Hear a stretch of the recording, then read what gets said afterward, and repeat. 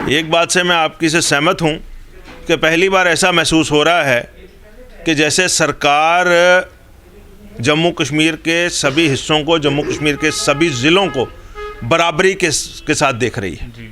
ये कभी भी सरकार में जो सत्ता में ऊपर बैठे हुए थे उनकी इच्छा कभी नहीं रही कि इसको डेवलप किया जाए। आज पहली बार ऐसा महसूस हो रहा है कि जैसे केंद्र सरकार पूरे प्रदेश यूनियन टेरिटरी की इक्विटेबल डेवलपमेंट के लिए सीरियस है। जो अफसरशाही है, जिन्होंने अल्टीमेटली उन चीज़ों को ग्राउंड पर इम्प्लीमेंट करना है,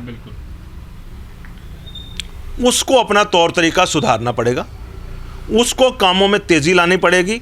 अगर राज्यपाल प्रशासन कुछ करना चाहता है वो ग्राउंड लेवल पे इम्प्लीमेंट हो, क्योंकि अतीत के जो हमारे अनुभव हैं वो प्रोजेक्ट्स को डिले करते हैं और प्रोजेक्ट्स को डिले करने के साथ साथ स्टेट के एक्सचेकर का भी नुकसान करते हैं। जम्मू का टूरिज्म हमेशा से आइडेंटिटी क्राइसिस का शिकार रहा है, ये बात हर कोई मानना है, पर इस पर एक्शन कभी जम्मू के अगर नेताओं की बात करूँ, जम्मू की लीडरशिप की बात करूँ तो उस तरह से नहीं ले पाया। हाल ही में लेफ्टिनेंट गवर्नर साहब की कई सारी विजिट्स अलग अलग जगहों पर जो रही हैं, उससे ये लगता है कि अब लेफ्टिनेंट गवर्नर साहब काफ़ी सीरियस हैं इन चीज़ों को लेकर। हमने देखा रघुनाथ बाज़ार में, पंचवक्तर मंदिर में, उसके बाद उत्तर बहनी और परमंडल का उन्होंने दौरा किया। कई सारी जगहों को, वो रिलीजियस टूरिज़्म की जो जगहें हैं उसको प्रमोट करने की कोशिशें लगातार चल रही हैं।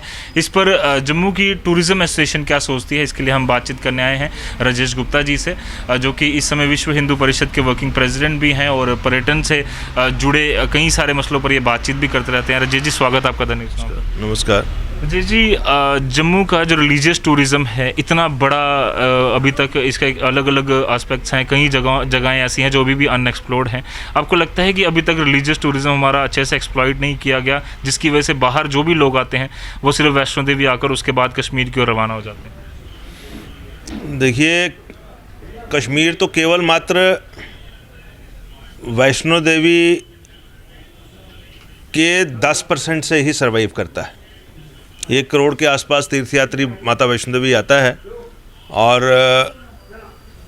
कश्मीर में टोटल जो टूरिस्ट की आमद है वो 10 लाख के आसपास रहती है और उसमें से मैक्सिमम हिस्सा जो है माता वैष्णो देवी के यात्री कुछ चले जाते हैं वहाँ पे और उसके बाद सेकंड श्री अमरनाथ जी के यात्री जो वहाँ पे जाते हैं।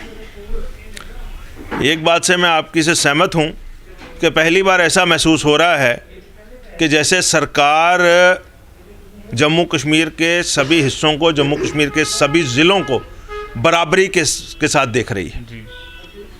पहले जो बात होती थी कि कश्मीर सेंट्रिक पार्टियां और उनकी कश्मीर सेंट्रिक डेवलपमेंट मॉडल्स, उसमें भी उन्होंने इवन कश्मीर के साथ भी डिस्क्रिमिनेशन की है। आप देखेंगे कि वो सिर्फ श्रीनगर, गुपकार रोड और उसके बाद गुलमर्ग और पहलगाम, गुलमर्ग में भी उन्होंने ज़मीनें, गुलमर्ग लैंड स्कैम आपको पता ही है बारामूला की कोर्ट्स में चल रहा है, वहाँ ज़मीनें हथियाई, अपने होटल बनाए और पहलगाम में भी पब्लिक इंटरेस्ट लिटिगेशन लगी हुई है, अमरनाथ जी की यात्रा का बेस कैंप। इन्होंने अपने अबोर्ड, अपने होटल, अपने रिश्तेदारों के होटल, अपने दोस्तों के होटल, वो जो बेनिफिशरी थे सत्ता के, उनको साथ लेकर के श्रीनगर, गुलमर्ग, पहलगाम, इन सारी जगहों को डेवलप किया और वहाँ से पैसे कमाए। और जितना भी भारतवर्ष के टैक्स पेयर का पैसा केंद्र सरकार के माध्यम से जम्मू कश्मीर में आया, इन लोगों ने उसको हथियाने के लिए वहाँ पर उसके कागज़ों पत्रों में खर्चे किए।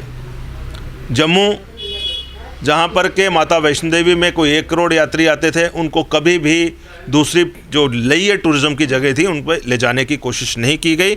और आज जितना टूरिस्ट यहाँ पर आता है उनमें से जो शिवखोड़ी जाते हैं या थोड़े बहुत पत्नी टाप या भद्रवाह जाते हैं, मैं कहूँगा कि वो सारे के सारे जम्मू का जो ट्रेड है, जो जम्मू के ट्रेड के स्टेक होल्डर्स हैं, जम्मू के यहाँ के ट्रैवल एजेंट्स हैं, जम्मू के टैक्सी ड्राइवर्स हैं, जम्मू के होटलियर्स हैं, जम्मू का मतलब मेरा जम्मू प्रोविंस के, जिन्होंने भद्रवाह में होटल इस्टेब्लिश किए हुए हैं, पत्नी टॉप में इन्वेस्टमेंट्स किए हैं, ये उन सब की मेहनत का कमाल है। ये कभी भी सरकार में जो सत्ता में ऊपर बैठे हुए थे उनकी इच्छा कभी नहीं रही कि इसको डेवलप किया जाए। आज पहली बार ऐसा महसूस हो रहा है कि जैसे केंद्र सरकार पूरे प्रदेश यूनियन टेरिटरी की इक्विटेबल डेवलपमेंट के लिए सीरियस है। और जो आपने अभी मिसालें बताई कि महामहिम उपराज्यपाल जी, लेफ्टिनेंट गवर्नर साहब, वो उत्तरबैनी परमंडल गए, वहाँ पर वो परमंडल में मंदिर के साथ साथ एक रास्ते का निर्माण हो रहा है। हमें ये भी पता लगा है कि वहाँ पर एक उत्तरबैनी परमंडल सेवा न्यास के माध्यम से एक धर्मशाला का जीर्णोद्धार किया जा रहा है, जिससे कि कोई जाए वहाँ पर तो वहाँ पर 2-4 घंटे एक दिन वहाँ ठहरना हो, पूजा करवानी हो तो उसकी व्यवस्था बने। इस तरह की चीज़ें उन्होंने अनाउंस की हैं। इसी तरह मानसर की डेवलपमेंट, सुरीनसर की डेवलपमेंट और जो बाकी हमारे देवस्थान हैं अलग अलग जगहों पे, उन सब की डेवलपमेंट के बारे में जो सारी स्कीमें चल रही हैं, हम उसके लिए उपराज्यपाल प्रशासन की सराहना करते हैं कि इस तरह की चीज़ें हुई हैं। लेकिन आपके माध्यम से एक चीज़ मैं कहना चाहता हूँ, जो अफसरशाही है, जिन्होंने अल्टीमेटली उन चीज़ों को ग्राउंड पर इम्प्लीमेंट करना है, उसको अपना तौर तरीका सुधारना पड़ेगा, उसको कामों में तेज़ी लानी पड़ेगी।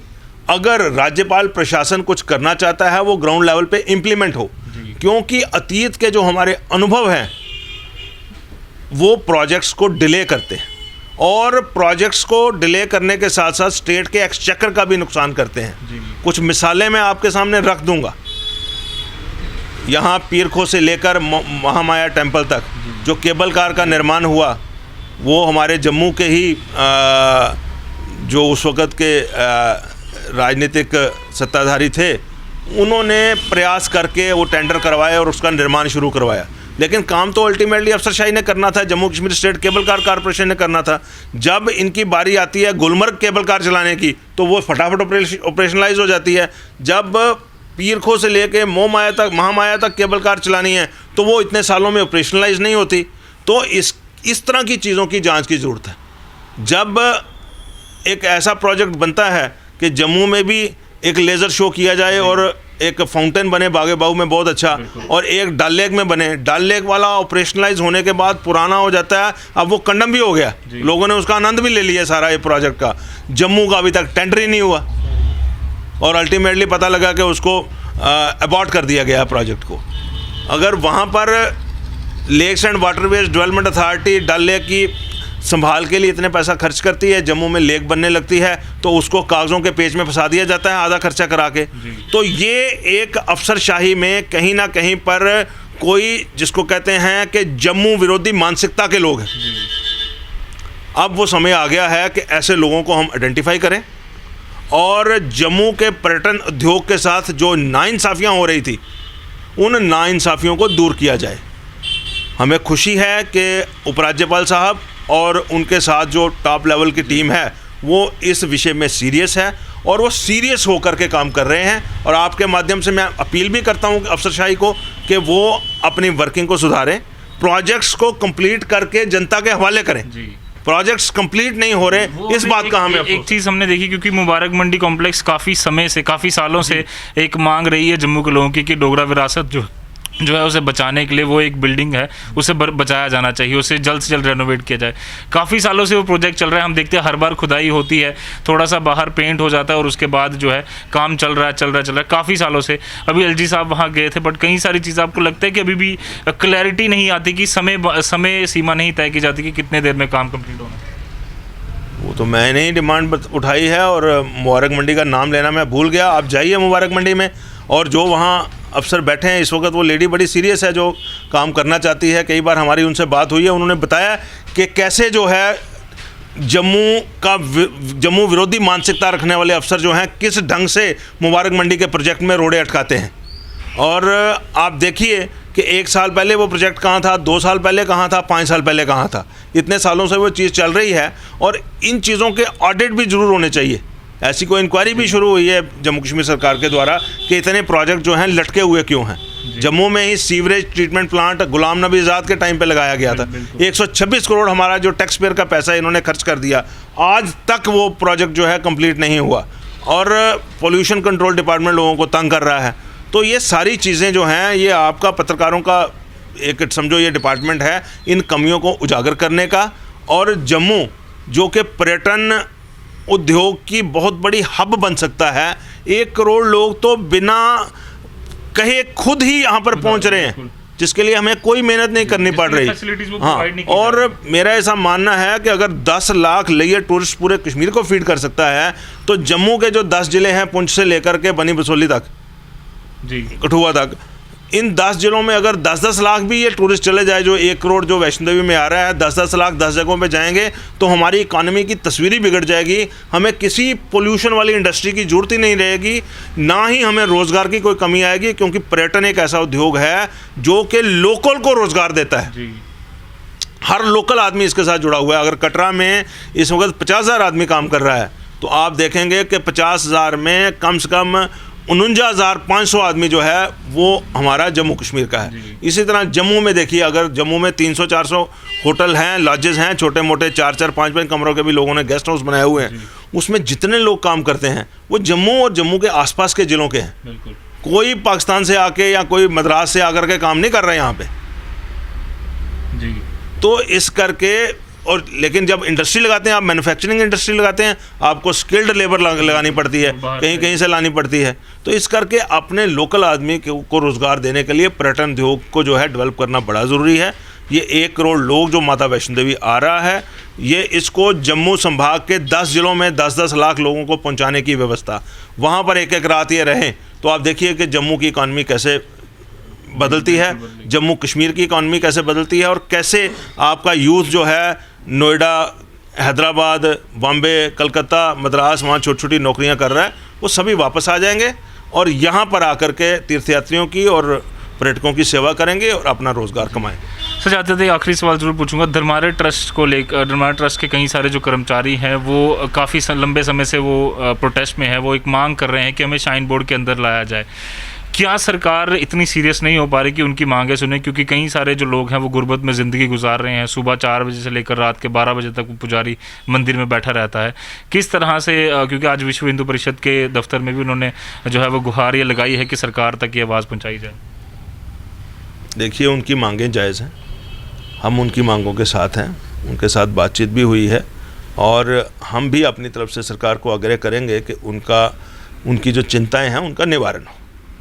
एक बात उनकी बिल्कुल ठीक है कि मंदिर जितने भी हैं वो भगवान का घर है और मंदिरों से होने वाली आय जो है हिंदू धर्म के उत्थान के लिए उपयोग की जानी चाहिए। लेकिन आशंका जो उन्होंने यहाँ पर जाहिर की है कि वो एक परिवार विशेष के व्यक्तिगत हितों का ख्याल रखने के लिए उस धन का दुरुपयोग किया जाता है। दूसरी बात जो उन्होंने बताई है कि जो धर्मार्थ ट्रस्ट की परिसंपत्तियाँ थी, मंदिरों की ज़मीनें थीं और उसके अलावा जो कोई और एसेट्स थे, वो डाइवेस्ट कर दिए गए हैं, कुछ अन्य हाथों में सौंप दिए गए हैं और वो अलग अलग तरीके उसके लिए आजमाए गए, लगाए गए हैं। कभी किसी को लीज़ कर दी या किसी और तरीके से वो दे दिया। तो एक धर्मार्थ ट्रस्ट की संपत्ति का ऑडिट बहुत ज़रूरी है, एक बात। और दूसरा, ये जो धर्मार्थ ट्रस्ट के एम्प्लॉइज़ हैं जिनको उनके जो जायज़ अधिकार हैं कि एक सेवारत होने के नाते उनको जो सरकारी कानूनों के मुताबिक सैलरियाँ मिलनी चाहिए थी वो उनको नहीं मिल रही, वो क्यों नहीं मिल रही? धर्मार्थ ट्रस्ट का उस पर स्टैंड क्या है, क्यों नहीं देते? अगर उनको इनकम है तो इनको सैलरीज देने में क्या हर्ज है? ये तो एक धर्मार्थ ट्रस्ट, एम्प्लॉई और वो संपत्तियां, ये तीन ही तो इसमें पार्टियां हैं। संपत्तियों का रख रखाव, एम्प्लॉइज़ के परिवारों का रख रखाव और भगवान की पूजा अर्चना। तो भगवान की पूजा अर्चना के नाम पर भी धर्मार्थ ट्रस्ट विफल है, क्योंकि आज आप रघुनाथ मंदिर जाइए तो ऐसा लगता है मंदिर के अंदर जाने के लिए नहीं, आपको मंदिर से बाहर निकालने के हिसाब से वो मंदिरों के दरवाजे लगा दिए गए हैं। बचपन में हम जाते थे सीधा अंदर जाकर खेलते भी थे, आज तो अंदर जाना ही मुश्किल है। और उसके बाद जब आप अंदर जाते हैं वहाँ भी व्यवस्था नहीं, कुव्यवस्था है। उसके लिए बहुत बार हम बातें कर चुके हैं, ठीक है। और धर्मार्थ ट्रस्ट के जो एम्प्लॉइज़ हैं वो अपने आप में परेशान हैं।